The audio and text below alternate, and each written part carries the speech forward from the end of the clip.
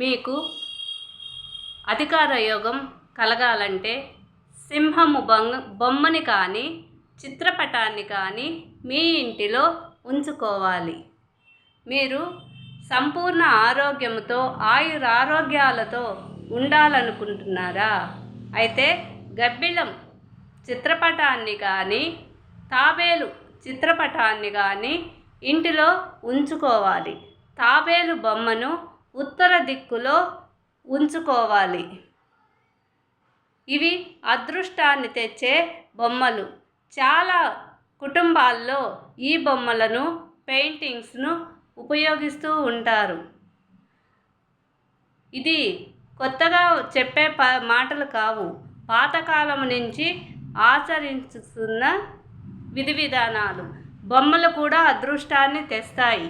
Please subscribe చేయండి.